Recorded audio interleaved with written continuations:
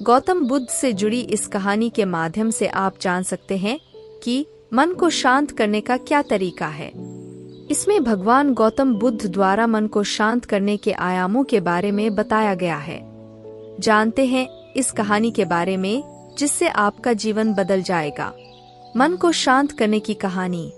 एक बार एक लड़का गौतम बुद्ध के पास जाकर कहता है, मेरे जीवन में बहुत अशांति है, कृपा करके आप मेरा मार्गदर्शन कीजिए जिससे कि मैं इस अशांति से छुटकारा पा सकूं। गौतम बुद्ध लड़के से जीवन की अशांति का कारण पूछते हैं। लड़का उत्तर देता है, अत्यधिक विचारों के कारण मेरे भीतर बहुत सारे विचार आते हैं जिससे मेरा मन अशांत रहता है। बुद्ध मुस्कुराते हुए कहते हैं, ऊपर आकाश की ओर देखो और बताओ कि तुम्हें सूर्य दिख रहा है। लड़का ऊपर देखता है और कहता है, धूप दिख रहा है। बुद्ध उससे पूछते हैं कि अगर तुम लगातार धूप में खड़े रहोगे तब क्या होगा।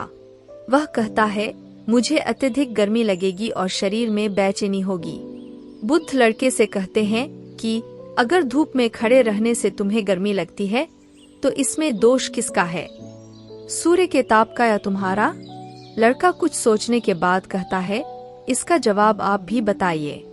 बुद्ध कहते हैं, सूर्य का काम है ताप देना और ताप का काम है गर्मी लगना। ऐसे में तो दोष तुम्हारा ही है कि तुम धूप में जाकर खड़े हुए जिससे कि तुम्हें गर्मी लगी। तुम्हें अगर शीतलता चाहिए तो तुम्हें छांव में रहना होगा। ठीक इसी तरह चंचल मन का भी स्वभाव होता है विचारों और भावनाओं को जागृत करना। विचार क्षण भर के लिए होते हैं, लेकिन विचार से पैदा हुई भावनाएं देर तक टिकी रहती है। लेकिन यह तुम्हें निर्णय लेना है कि तुम्हें विचार और भावनाओं के साथ चलना है या अलग दिशा बनानी है। कैसे करें मन को शांत। बुद्ध कहते हैं, मन को शांत करने के लिए तन के आयाम पर काम करना सबसे आसान तरीका है। शरीर के स्तर पर हमारी कर्मेंद्रियां और ज्ञानेंद्रियां है। कर्मेंद्रियां कर्म और ज्ञानेंद्रियां ज्ञान से जुड़ी होती है। इससे हम अपनी संवेदनशीलता को बढ़ा सकते हैं, यानी हम जो भी काम करें उसे आनंद के साथ करें। मन के आयाम से हटकर तन के आयाम पर जाने से ही तुम्हारा चित्त शांत होगा।